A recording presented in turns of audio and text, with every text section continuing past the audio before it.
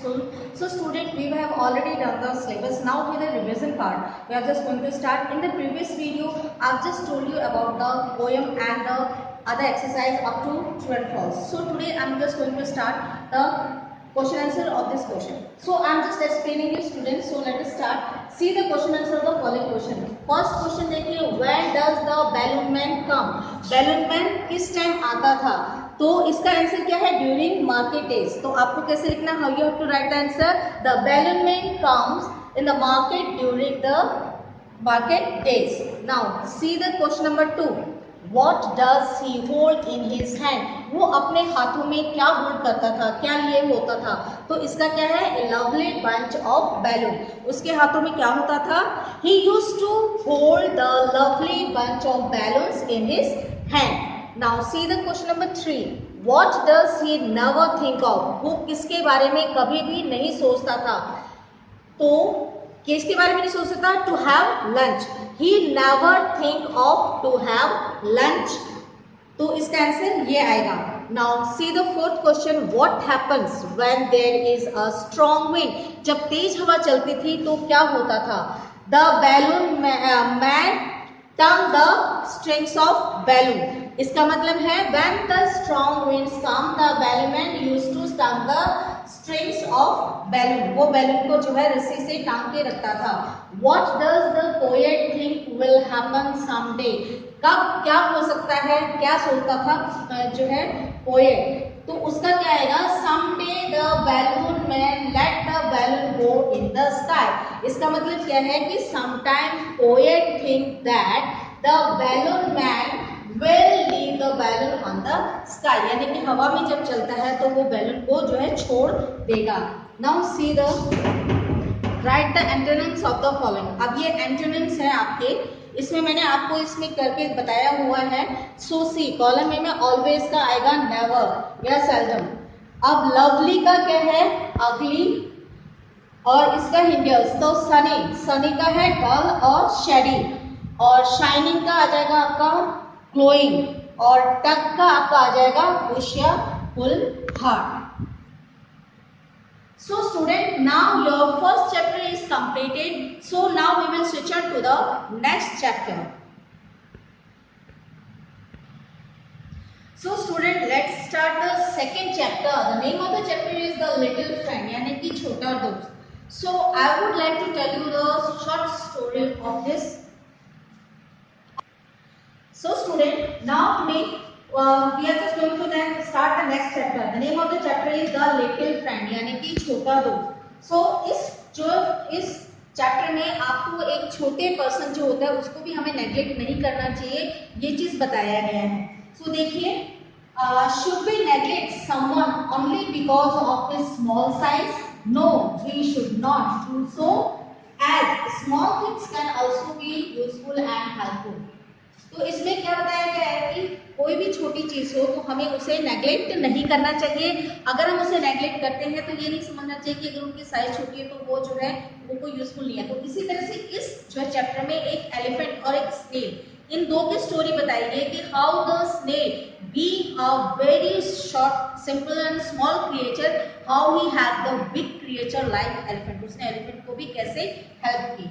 So the picture in this chapter. This is the snail. See how big is the elephant and according to the elephant how small is the snail.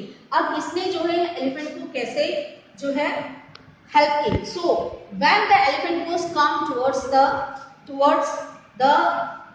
जंगल, तो जब जंगल में elephants आए तो जैसे ही वो एक Bush की तरफ गए, झाड़ी की तरफ, तो वहां पे एक स्नेल था. तो जैसे ही हाथी का पैर स्नेल की तरफ गया तो स्नेल ने कहा कृपया करके मुझे बचाइए. Wait I am here, just say to me. And उसके बाद व्हाट हैपेंड, तो हाथी देखता है कि नीचे स्नेल है and he just put his leg back. तो उसने कहा कि थैंक यू, मुझे धन्यवाद, आपने मुझे बचा दिया और आपको अगर कभी मेरी जरूरत पड़ेगी तो आई डेफिनेटली हेल्प यू. तो उस टाइम जो है हाथी को उस स्नेल की बातों पे हंसी आई कि how could so a small creature can help me like a big one.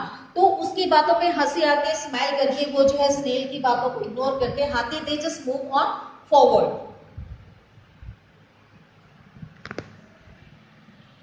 ये स्टूडेंट सी दिस पेज मैं आपको ऑलरेडी ये जो है आपको करवा चुकी हूँ एज ए रिविजन पार्ट, तो मैं आपको शॉर्ट में इसका बता देती हूँ and it's your duty to just read it out and just find out because I just given you the word meaning also over here. तो इसमें व्हाट हैपेंड, इतना सुन के फिर व्हाट दे डू कि एलिफेंट वहां से मूव ऑन हो जाते हैं। तो मूव ऑन होते हैं तो वहां पे एक जो है घास आउटसाइड से जंगल में जो है कैप्चर जो करते हैं एलिफेंट्स के, उन्होंने क्या हुआ एक फेंस बनाया हुआ था। फेंस के अंदर उन्होंने एक बहुत बड़ा गेट बनाया हुआ था जिससे कि बाय मिस्टेक वहां से हाथी गुजरे और वो उसके अंदर जो है उनको कैप्चर कर सके। तो व्हाट हैपेंड स्टूडेंट, तो उसके बाद जो है वो जो उनमें हाथियों के जो झुंड में से सिर्फ 3 जो थे वो उनके जो हाथी के पीछे रह जाते हैं और वो गलती से उस फेंस के अंदर घुस जाते हैं, यानी कि उस बाड़े के अंदर चले जाते हैं और वो बाड़ा सडनली जो है बंद हो जाता है।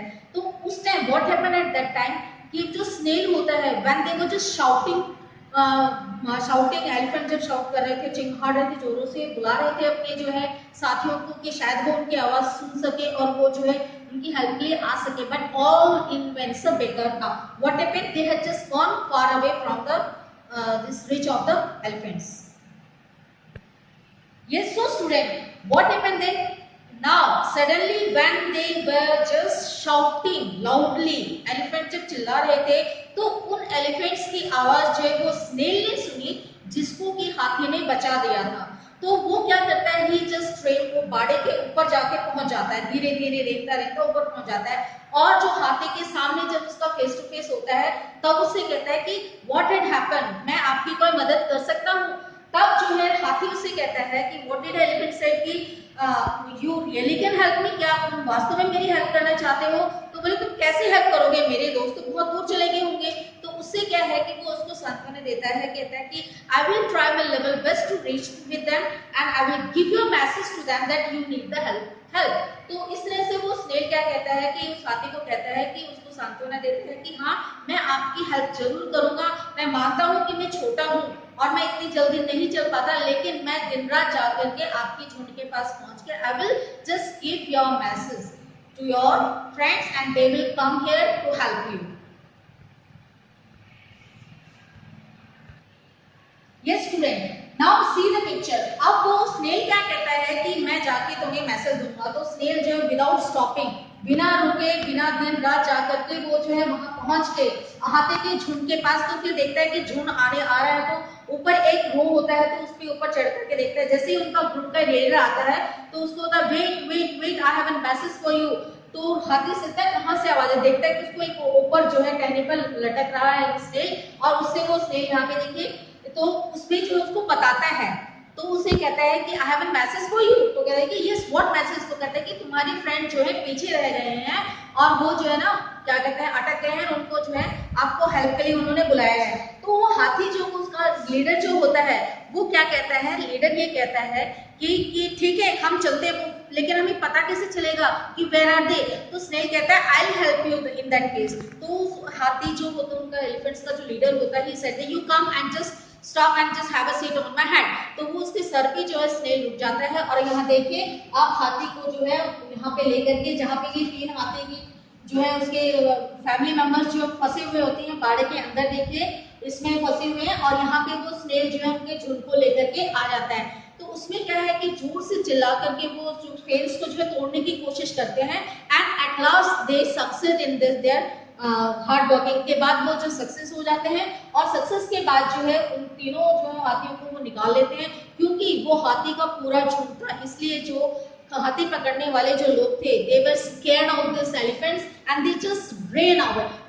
वो वहां से भागे और उन्होंने हाथी की जो लीडर ने हाथी के तीनों हाथी को वहां से निकाल लिया और उसके बाद they definitely realize that कि कोई छोटा अगर हो तो हमें उसे इग्नोर नहीं करना चाहिए, वो भी एक बहुत ही जो है हेल्पफुल हमारे लिए हो सकता है। So this is the whole story जिसमें हमें ये बताया गया है कि हमें छोटे होने के वजह से हमें ये नहीं समझना चाहिए कि हम इम्पोर्टेंट नहीं है। We are also important and even a small size person can help a bigger one. So this is the story. So students see the answer the following questions in one word sentence। तो ये short questions है, आप इनका answer आपको सिर्फ एक word में देना है। See, where did the herd of elephants live? जो है उनका झुंड एलिफेंट का झुंड जो है वो कहाँ रहता था? इन अ डेल फॉरेस्ट, ये ड्यूल फॉरेस्ट में रहता था। तो yes, the answer of this one word is in a dense forest, dense forest में रहता था। अब नेक्स्ट देखिए, why did the elephant left his foot, उसने अपना पैर क्यों खींचा? टू सेव टेनी क्रिएचर, किसको? स्नेल को, कि उसने अपना फुट जो पीछे इसलिए किया to save a tiny creature, एक छोटे क्रिएचर को बचाने के लिए। अब सी देखिए, what did the elephant catchers do with the elephants they caught, उसने जो है उन एलिफेंट का क्या किया जिन्हों को उनको पकड़ा था? दे सेट देम टू वर्क, वो क्या करते हैं? सेट देम टू वर्क, उनको जो है पकड़ने के बाद उनसे काम लेने की कोशिश करते हैं। So students see the MCQs multiple choice questions हैं। अब इसमें फर्स्ट देखिए, the big felt something rolling near his foot, तो इसका आंसर है यानी कि कोई बड़ी चीज, यहाँ पे आएगा एलिफेंट, उसने महसूस किया कि कुछ चीज रोल करते हुए उसकी तरफ आ रही है, तो इसका आंसर है एलिफेंट। बीस्ट भी नहीं है और एनिमल भी नहीं है इसका। Yes, see the second one, it dash in a bush until the elephant had gone by. अब जो है यहाँ पे देखिए बच्चों क्या आएगा यहाँ पे? अब आपका एक तो हिट दिया हुआ है, एक सेट है और एक है स्लिप। तो यहाँ पे क्या है? It hid in a bush, यहाँ पे क्या आना चाहिए? झाड़ी। तो क्या था? छिपा हुआ, तो क्या आएगा यहाँ पे? ए आंसर होगा, छिपा हुआ। तो अब इसका ना सेट आएगा ना स्लिप आएगा, तो इसका सही आंसर क्या है? ए। अब देखिए थर्ड का, they build a big enclosure of strong fence with a dash entrance, बड़ी सी जो है एंट्रेंस यानी कि अंदर आने की जगह की जो है उन्होंने बड़ा सा स्ट्रॉन्ग एक बाड़ा बनाया हुआ था, बिग एनक्लोजर, बहुत ज्यादा। तो अब इसके लिए देखिए पहला है क्या आना चाहिए? अब देखिए बच्चों इसमें क्या आएगा? फर्स्ट देखिए नैरो, नैरो यानी कि संक्रिय, स्मॉल छोटा और वाइड होता है बड़ा। तो इसमें क्या आएगा? उन्होंने एक जो है एंक्लोजर कैसा बनाया? Strong fence with wide entrance, क्योंकि एलिफेंट बड़ा होता है ना, तो उसको घुसने के लिए उन्होंने वाइड, तो इसका करेक्ट आंसर आपका आएगा सी, वाइड। और फोर्थ का देखिए, but the elephants were dash and they had moved of, लेकिन जो है एलिफेंट जो है वहां से जा चुके थे। तो इसमें क्या आएगा? स्केर्ड आएगा। इस फिल इन द ब्लैंक्स में देखिए क्या आएगा? स्केर्ड आएगा, डरा हुआ। और ये है अलर्ट यानी कि बिल्कुल जो है चौकन्ना रहना। और अब देखिए वरी, अब क्या है? लेकिन यहाँ पे एलिफेंट्स वर, तो क्या आ जाएगा इसका? वरी जो है राइट आंसर है, क्योंकि उनको जो है चिंता हो गई थी। क्यों हुई थी worry? Because they had, worry आ जाएगा सावधान या सतर्क होना। अब फिफ्थ का देखिए, they trumped in dash and pushed against the fence, यानी कि उन्होंने क्या किया? उन्होंने जो है चिल्लाए, चिल्हाड़े और उन्होंने अगेंस्ट जो बाड़ा था उसके अगेंस्ट जो है पुश किया। अब इसमें देखिए रेज है और डिसअपियर है और फेयर है, तो उन्होंने क्या किया? यहाँ पे जो है ट्रम्प्ड इन रेज, यानी कि यहाँ पे रेज आएगा। इसने जोर से चिल्लाते हुए अपना पूरा जोर लगा करके जो है पुश किया, उसको बाड़े को तोड़ने की कोशिश की। अब नाउ सिक्स का देखिए, the leader spoke to the herd and they dash with him, तो इसमें यहाँ पे क्या आएगा? देखिए कि लीडर जो है उन्होंने जो है अपनी झुंड से बात की और वो निकल पड़े। तो यहाँ पे देखिए रन, दौड़ना, मार्च, मार्च होता मिलकर के चलना, और केम, आना। तो यहाँ पे क्या आएगा बच्चों? सोचिए यहाँ पे आपका है and they marched with him, और वो वहां से उनके साथ चल पड़े। तो यहाँ पे आपका करेक्ट आंसर बी है। अब सेवन का देखिए, the elephant catchers also dash saying the charging heard, यहाँ पे क्या है कि एलिफेंट कैचर जो हाथी पकड़ने वाले लोग थे, उन्होंने क्या किया? देखकर कि चार्जिंग हर्ड यानी कि बहुत ही जोश से आगे बढ़ते हुए हाथियों के झुंड को। तो यहाँ क्या आएगा? फ्लीड और कैरेट और लाफ, वो वहां से भाग गए, क्राइड चिल्लाए और लाफ हंसे हंसे। तो यहाँ पे क्या आएगा? दे आल्सो फेल, यानी कि यहाँ पे फ्लेड आएगा क्योंकि वो वहां से डर करके जो है घबरा गए और वहां से उनको चार्जिंग एलिफेंट्स को देख के। तो यहाँ पे इसका करेक्ट आंसर ए है। Yes student, now let us start the true false. हमें ट्रू फॉल्स देखिए, इसका क्या है। फर्स्ट देखिए, the elephant ignore the request of the snail and put his having foot down on it so that it could be cross to pieces. यानी कि elephant ने जो है इग्नोर कर दिया रिक्वेस्ट किसकी, स्नेल की, और जो है उसके ऊपर पैर रख दिया ताकि उसके जो है वो चिपक पिचक जाए और उसके काफी टुकड़े हो जाए। तो इसका आंसर क्या है, फॉल्स है। क्यों फॉल्स है, क्योंकि उसने जो है एलिफेंट ने स्नेल की रिक्वेस्ट को सुना और instead of crushing him he just put his feet back. उसने अपना पैर पीछे कर लिया और उसको बचा दिया था। तो इसका स्टेटमेंट ये फॉल्स है। अब सेकंड देखिए, the elephant catchers set a trap in the forest to catch some elephants. जो एलिफेंट कैचर्स थे, एलिफेंट को पकड़ने वाले थे, उन्होंने क्या किया था कि फॉरेस्ट में जो है कुछ ऐसा ट्रैप बनाया हुआ था जिससे कि वो एलिफेंट्स को पकड़ सके। तो ये स्टेटमेंट आपकी ट्रू है, यहाँ पे ट्रू आएगा। अब देखिए, यहाँ पे many elephants were caught in the enclosure. तो यहाँ पे मैनी नहीं था, यहाँ पे सिर्फ ओनली 3 एलिफेंट्स वर कैप्चर्ड। तो यहाँ पे इंस्टेड ऑफ मैनी तो 3 आना चाहिए, इसलिए ये भी स्टेटमेंट आपकी ये भी फॉल्स है। अब देखिए 4, the snail refused to carry the message to the trap elephants to the head. अब यहाँ पे क्या कह रहा है कि जो स्नेल है उसने जो है मैसेज देने के लिए जो है रिफ्यूज कर दिया था एलिफेंट्स को। तो ये जो है गलत स्टेटमेंट है, ये फॉल्स है। उसने जो है रिफ्यूज नहीं किया था, बल्कि he tried his level best to just send the message to the leader of the elephant. तो ये भी इसका फॉल्स स्टेटमेंट। अब फिफ्थ का देखिए, the leader of the elephant heard the trunk to the ये है captive elephant and some running for their rescue। तो रेस्क्यू का इसमें देखिए, तो लीडर क्या है, जो लीडर जो एलिफेंट्स का है वो उसने क्या किया, जो है चिल्ला करके वो एलिफेंट्स को जो है वहां से भागा उनको रेस्क्यू करने के लिए। तो ये भी जो है गलत है। उसने क्या किया, इसका ये स्टेटमेंट गलत है क्योंकि लीडर ने जो एलिफेंट्स के उन्होंने क्या किया, उसकी स्नेल की बातों को सुन के and then they all came to help them.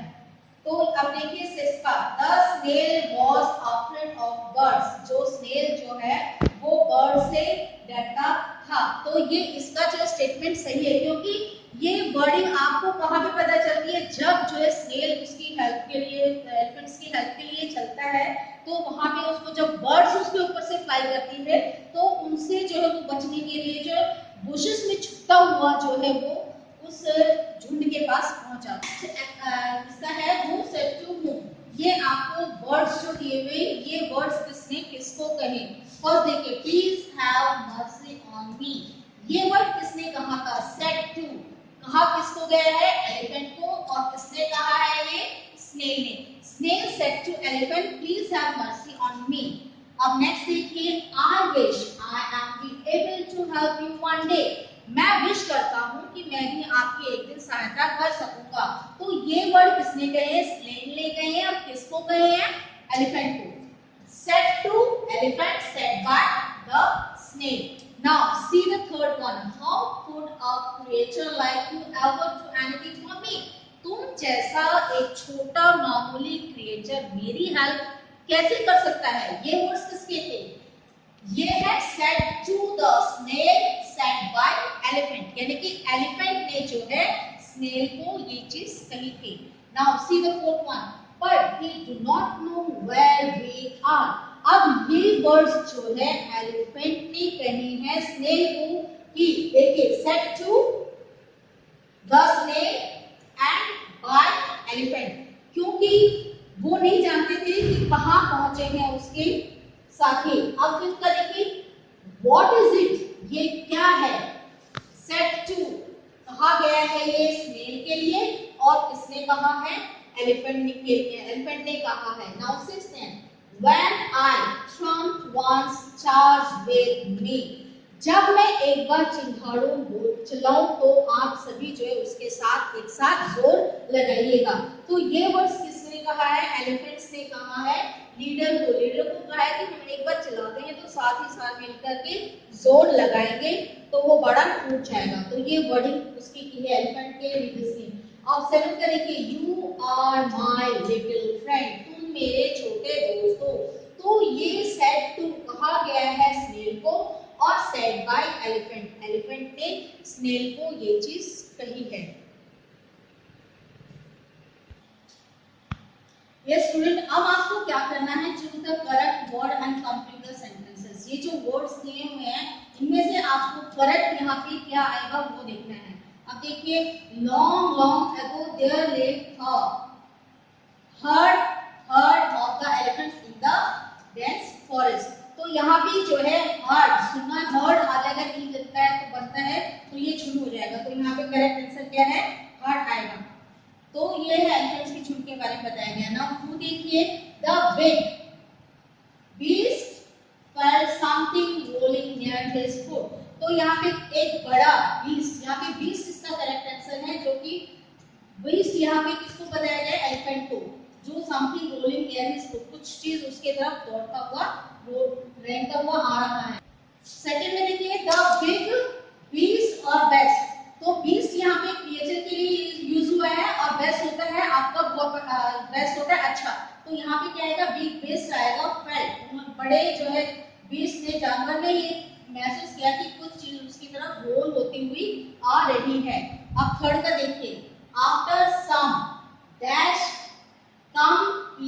some people came to the woods, यानी कि कुछ समय बाद, ये बिग्स है आपके हफ्ते आ जाएगा, ये बिग्स क्या है, तो ये इसका वर्ड सही नहीं है तो ये आपका बिग्स आ जाएगा। कुछ हफ्तों बाद some people, कुछ लोग जो वहां पे आए जंगल में लकड़ियों के लिए। अब ये यहाँ पे फोर्थ देखिए, but the elephants were very worried and they had moved off। अब ये दो वर्ड है, वेरी और वरी। तो यहाँ पे जो है वेरी का ये है कि इसमें ये करेक्ट इसका वर्ड नहीं है तो वरी आएगा इसमें। वरी यानी कि वो चिंतित हो रहे थे और चिल्ला रहे थे, इस हिसाब से ये आपका वरी वर्ड इसमें आ जाएगा, मूव ऑफ। अब फिफ्थ का देखिए, the elephants board with anger but they would do nothing. वो झुकना, और यहाँ पे ब्लोक का मतलब होता है चिल्लाना, चिल्लाना, जोर से आवाज करना। तो यहाँ पे इसका है एंगर, गुस्से से, but they could do nothing, लेकिन कुछ नहीं कर पाए। तो यहाँ पे झुकना नहीं आएगा, यहाँ पे ब्लोक होगा, यानी कि वो चिल्ला रहे थे गुस्से से क्योंकि वो कुछ नहीं कर पा रहे थे। अब यहाँ पे सिक्स्थ देखिए, the elephant started at the yellow and brown snail in surprise। अब एलिफेंट ने क्या किया, यहाँ पे दो है, स्टार्टेड शुरू कर दिया, और स्टार्ट यानी कि शुरू होना, तो यहाँ पे स्टार्टेड नहीं होगा, तो एट द येलो यानी कि कलर की यहाँ पे स्नेल के डिस्क्रिप्शन दी हुई है, तो यहाँ पे आपका जो है स्टार्टेड एट द, ये यहाँ पे आएगा स्टार्ट यानी कि देखना, देखने लगे वहां पे, यहाँ पे ये स्टार्टेड नहीं स्टार्ट आएगा। तो ये आपका इसमें आ गया सिक्स का। अब सेवेंथ का देखिए, the leader spoke to the herd and they march matched with him.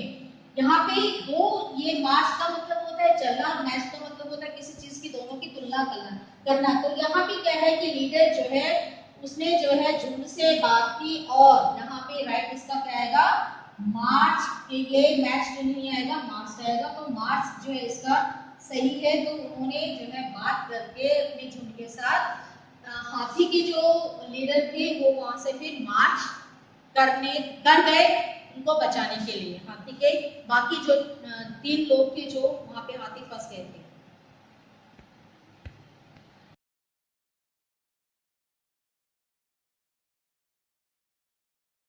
Welcome to our online classes. This class is for 6th and our chapter name is the Earth in our solar system. In previous class we do our exercise and short question answer, and today we start our long question answer of this chapter. So our first question is, first of all we write down the heading long question answer. Question 1,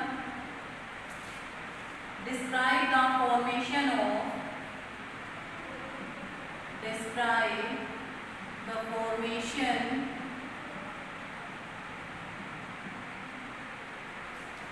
of universe,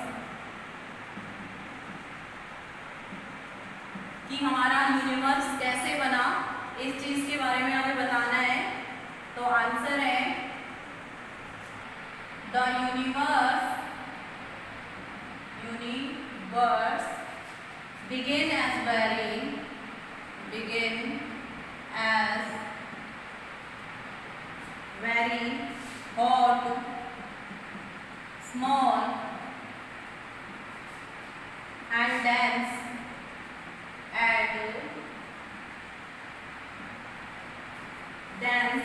with no stars,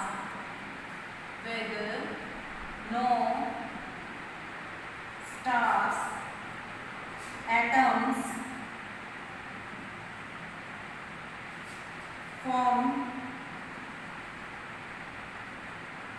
as structure,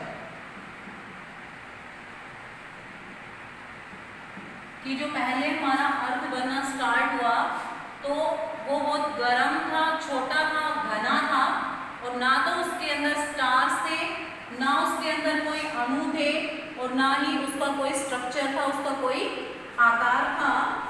Then about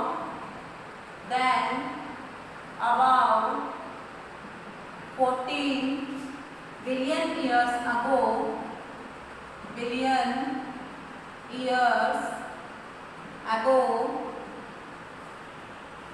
space expanded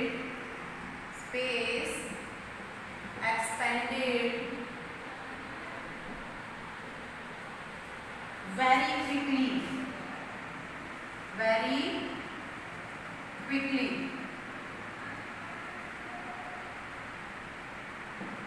कि आज से लगभग 14 billion वर्ष पहले जो space है वो बहुत ही तेजी से एक्सपेंड होने लगा, मतलब फैलने लगा। पहले क्या था कि इसके अंदर ना तो कोई एटम्स थे, ना स्टार्स थे, ना इसका कोई स्ट्रक्चर था, लेकिन लगभग 14 बिलियन वर्ष पहले ये एकदम से बहुत तेज फैलने लगा, resulting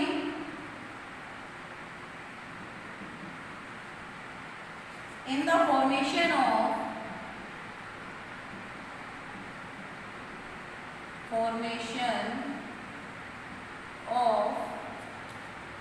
atoms which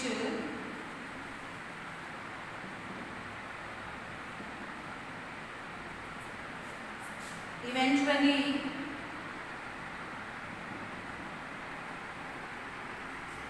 led to the creation of stars and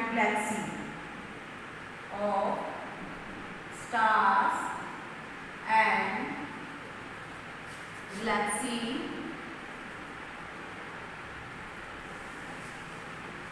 Big Bang Theory,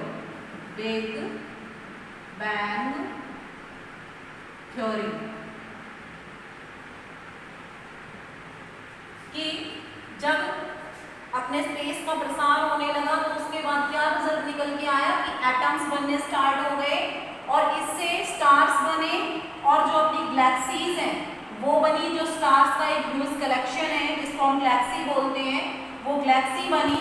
और इस थ्योरी को क्या कहते हैं, हम बिग बैंग थ्योरी का नाम से जानते हैं। और next question is question number 2, what condition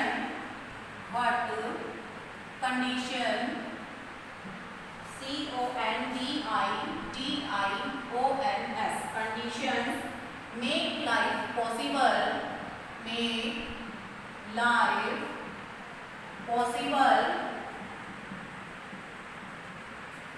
on earth,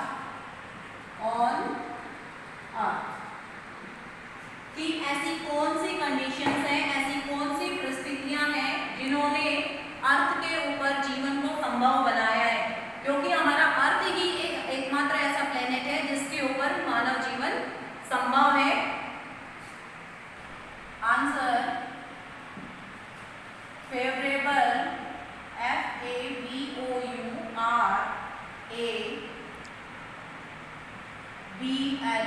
favorable distance from the sun, distance from the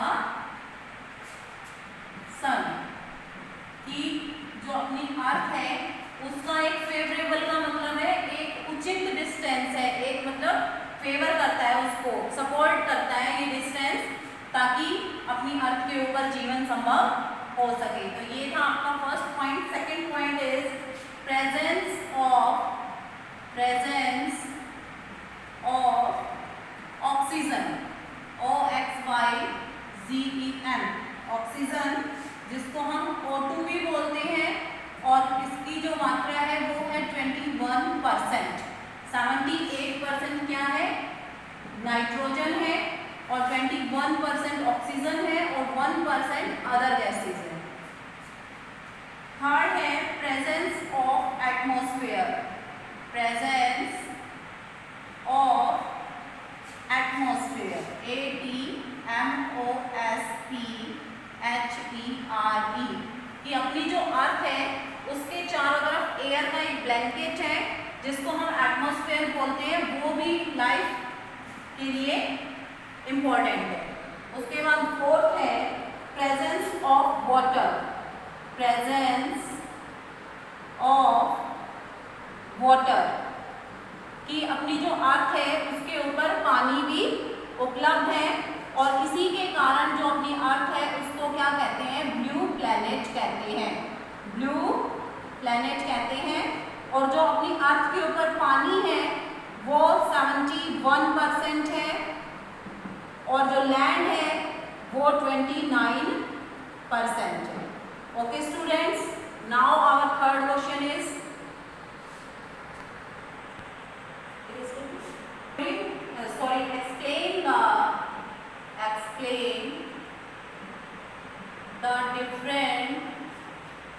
explain the different phases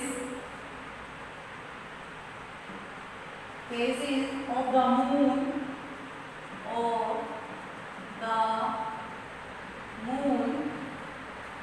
with the help of a diagram, with the help of a diagram, कि जो चंद्रमा की विभिन्न कलाएं हैं उसके विभिन्न जो फेजेस हैं, चरण हैं, उनको डायग्राम के द्वारा समझाइए। तो हमें इसके बारे में एक्सप्लेन भी करना है और उसके बाद उसका डायग्राम भी बनाना है। तो आंसर है during one half of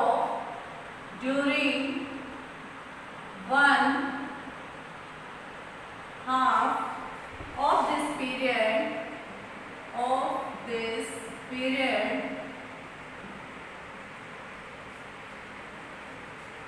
when moon revolve around the earth,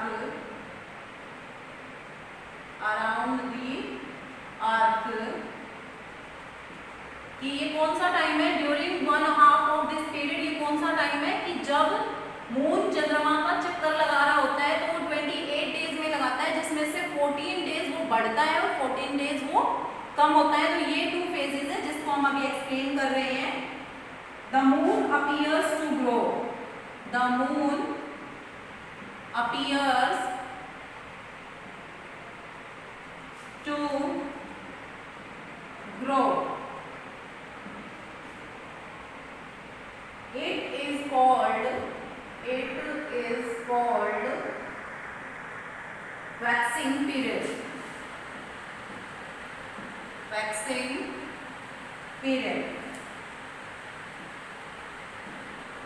कि जब ये वो समय है जब चंद्रमा अर्थ का चक्कर लगाता है और बढ़ता रहता है, तो इस काल को क्या कहते हैं, इस टाइम को क्या कहते हैं, वैक्सिंग पीरियड कहते हैं।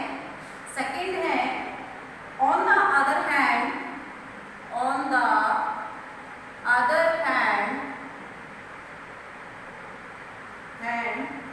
the moon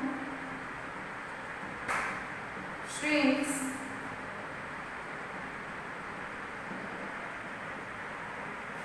in size during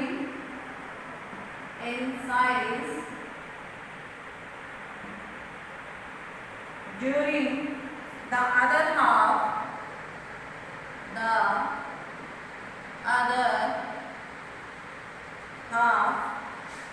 of the period कि आधे समय में वो बढ़ता है तो आधे समय में दूसरी तरफ क्या होता है कि मून श्रिंक होता रहता है इन साइज। श्रिंक्स का मतलब है साइज का कम होना, तो वो सिकुड़ता रहता है। तो इसको क्या कहते हैं? It is वेनिंग period. It is WANING वेनिंग period. इसको वेनिंग पीरियड कहते हैं। तो अब हम डायग्राम बनाते हैं। ये आपका फर्स्ट स्टेज है, ठीक है। उसके बाद आपका हाफ मून हो जाएगा, उसके बाद आपका फुल मून हो जाएगा। तो ये तो क्या है? वैक्सिंग पीरियड है, WAXING वैक्सिंग पीरियड। और इसके बाद चंद्रमा फिर से हाफ हो जाएगा और उसके बाद फिर से कम हो जाएगा। तो ये है आपका waning period.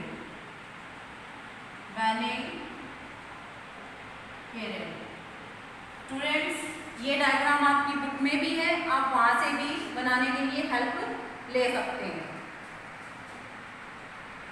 Fourth question is what is a consolation? What is a consolation?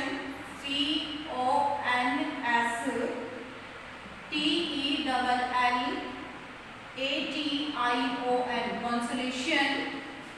Give examples.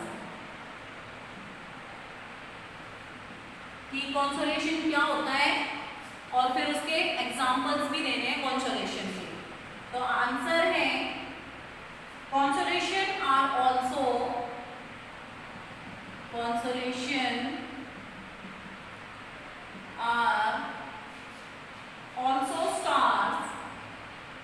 also stars which together make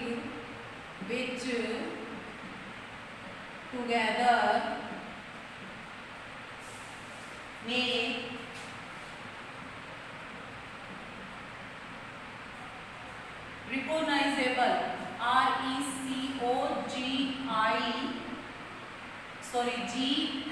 GNIABLE recognizable pattern in the sky, PATTERN pattern in the sky।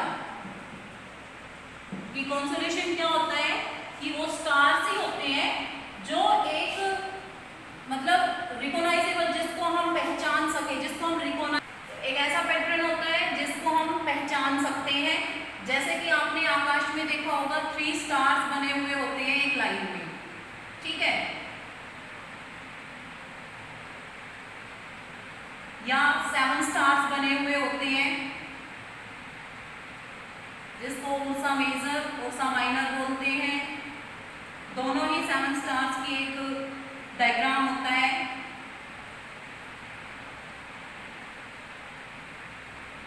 तो 7 stars या 3 stars या और भी काफी सारे consolation के होते हैं। तो इनके एग्जाम्पल्स हैं उर्सा मेजर,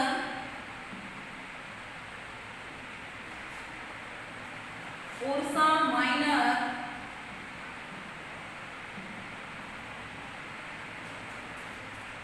द स्कॉर्पियो,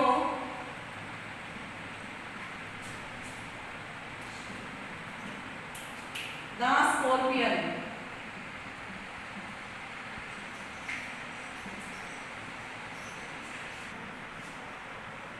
तो जैसे कि एग्जांपल है उर्सा मेजर, जो 7 स्टार्स होते हैं जो एक लाइन में होते हैं, जैसे कि एक डॉग की एक बियर की फोटो जैसा होता है, आप अपनी बुक में भी देख सकते हो। उसके बाद उर्सा माइनर भी 7 स्टार्स का ही होता है, लेकिन ये उल्टा होता है। ठीक है। उर्सा मेजर में आप बियर की सीधी आकृति देखोगे, लेकिन जो उर्सा माइनर है उसमें वो उल्टा दिखेगा। उसके बाद द स्कॉर्पियो है, द स्कॉर्पियन है। ये एग्जांपल्स हैं कुछ कंसोलेशन के। Question number 5 is write a short note on meteors and meteoroids. कि मेटेओर और मेटेरॉइड्स के बारे में हमें बताना है कि इन दोनों में क्या डिफरेंस है। दोनों सेम सेम लग रहे हैं लेकिन इन दोनों में डिफरेंस है। तो meteor, a meteor is an asteroid और star burning when it enter the earth atmosphere. कि ये एक ऐसा पिंड होता है मेटेओर, या ऐसा एस्ट्रॉइड या ऐसा बर्निंग स्टार होता है, जलता हुआ तारा होता है, जब ये एटमॉस्फेयर के अंदर, सॉरी ये एक ऐसा स्टार होता है, जब ये एटमॉस्फेयर के अंदर आता है तो ये बर्न करने लग जाता है, जलने लग जाता है। ठीक है, ये एस्ट्रॉइड या स्टार होता है जो एटमॉस्फेयर के अंदर आते के साथ बर्न होने लग जाता है। Meteoroids it get burn while still in atmosphere. कि ये कब बर्न होता है, जब ये एटमॉस्फेयर के अंदर होता है।